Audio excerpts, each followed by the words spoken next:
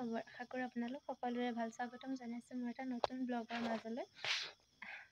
আপোনালোকৰ ফালে বতৰটো এতিয়া ভাল কৰিছেনে? এইকেইদিন যিহেতু সকলোতে মানে বতৰটো বেয়াই, বৰষুণ ধুমুহা এয়া দিয়ে আছে। ইমান ধুমুহা বাৰু আমাৰ ফালে অহা নাই, কিন্তু বৰষুণ কিনকিনাই পেলাই আছিলে।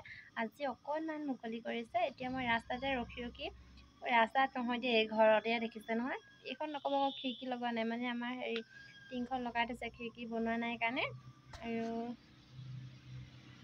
এতিয়া মই এনেদৰে বহি আছোঁ, মানে ৰাস্তাইদি মানুহবোৰ গৈ আছে, তাকে চাই আছোঁ। মানুহখিনিও মোলৈ চাই দিছে।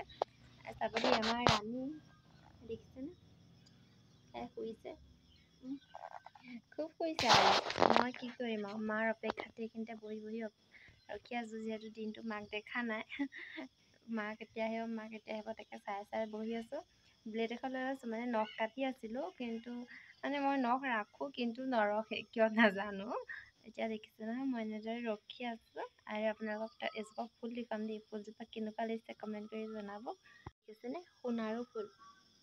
এই সোণাৰু ফুলবোৰ দেখিলে জুবিন গাৰ্গৰ যে সোণাৰুৰে হালধীয়া হাঁহি, সেই গানটোলৈ মনত পৰি যায়। আচলতে চিনেমাখন, তাতে গান আছে। আৰু এয়া দেখিছে নহয়, এইজোপা এজোপা ইমান ধুনীয়া লাগিছে দেখিবলৈ। আমাৰ ঘৰত কঁঠাল খাবলৈ আহিব দেই। পকা নাই বাৰু, লাগিহে আছে। পকিলে আহিব দেই, মই ক'ম। দেখিছে নহয়, আমাৰ এয়া চপনাৰ মুখতে ৰাস্তা মানে আছে আৰু পদূলিৰ মুখতে, আমাৰ মানে ৰাস্তাৰ কাষতে ঘৰ। সেয়া ৰাস্তাতে এজন পণ্ডিত শুই আছে, দুৱাৰ দলিত এজন আৰু এইজন। এইজন নহয় বাৰু, জনীহে দেই। তাই আকৌ মাখি বিচাৰি ফুৰিছে, মানে মৌ বিচাৰি ফুৰিছে।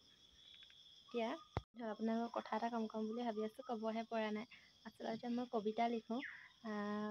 কবিতা আজি এটা শুনাম বাৰু, আৰু বেলেগ এদিনাও শুনাম। যদি কবিতাটো শুনি ভাল পায় তেতিয়াহ'লে কমেণ্ট কৰিব, নিশ্চয় আৰু শুনাম। মই নিজে লিখা কবিতা নহয়, মই নাটকো লিখোঁ, গানো লিখোঁ। এতিয়া আপোনালোকক কবিতাটো শুনাম, চাব দেই। কবিতাটো বুলি ক'লে ভুল হ'ব, মানে কমেও ৭৫-৮০মান চুই যাব, এনেকুৱা কবিতা আছে মোৰ ভাগৰ। এতিয়া দেখিছে নহয়, বহি আছোঁ মই। 1 মিনিট ৰ'ব। দেখিছেনে কবিতাটোৰ নাম? মই পঢ়ি শুনাম বাৰু। এই কবিতাটোৰ নামটো দি পিনে ভাবিছে চাগে কিয় লিখিছোঁ।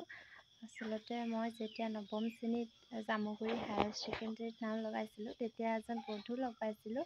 কিন্তু দুৰ্ভাগ্যবশতঃ তেওঁক ইমান দিন লগ নাপালোঁ।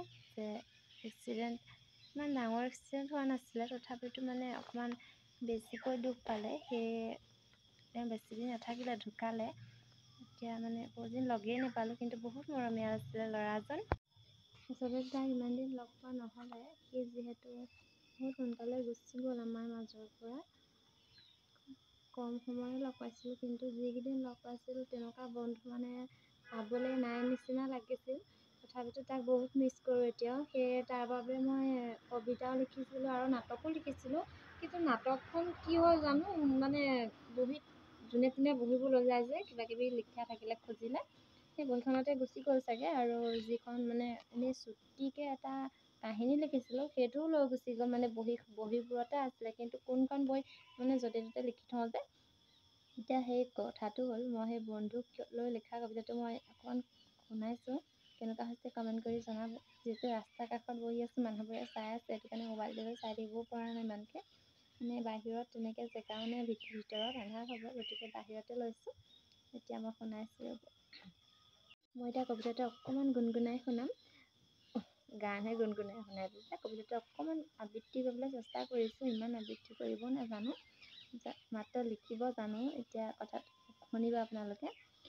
বন্ধু কিয় গলি গৈ গুচি, জীৱনত সুখ দুখৰ সমভাগী বন্ধুৱেই হয়। বন্ধু অবিহনে জীৱনটো আধৰুৱা হয়। চকু মেলিয়েই প্ৰথমে মাক দেখা পাওঁ, মা দেউতাৰ দৰে দ্বিতীয়জন সংগী বন্ধুটোকহে পাওঁ। কোন ৰূপ অট্টালিকাই জীৱন নসজায়, যদিহে জীৱনত কোনো বন্ধুৰ সহায় নাই। জীৱনত সৰুৰ পৰাই ডাঙৰ হ'লো, তোৰ দৰে বন্ধু ক'তো নাপালোঁ। দুবছৰ দিনে লগ পাই তোক ইমান সঁহাৰি পালোঁ, তই লৰালিয়ে নে বৰ্তমানৰ পাহৰিয়েই গ'লো। জীৱন চাগে এনেকুৱাই, ভালেই সহায় বিপৰীত কাল। তই ভাল আছিলি বাবেই তোৰ হ'ল কাল। তোৰ দৰে নালাগিল দিঠকত এক বন্ধু, তোৰ দৰে বন্ধু হ'লেই আমনি কৰিব অতীতে মোক। তোৰ দৰে বন্ধু ক'তো পোৱা নাছিলোঁ, পোৱাৰ পাছতো তোক হেৰুৱালোঁ। তইয়ে মোৰ আছিলি ভাল বন্ধু, সেয়ে মই নিবিচাৰোঁ আন বন্ধু। যদিও তই নাই আমাৰ এই মাজত, নাথাকিলেও আমাৰ মাজত অমৰ হৈ ৰবি তই। ধন্যবাদ। আচলতে বন্ধুক লৈ লিখা কবিতা এইটোৱে আছিল, আৰু এটা আছে বাৰু, সেইটো পাছৰে শুনাম। কিন্তু আপোনালোকে মোৰ কবিতা শুনি কেনেকুৱা পাইছে, মোৰ আবৃত্তিটোত নাযাব, কিন্তু মই লিখাটো কেনেকুৱা পাইছে সেইটো জনাব।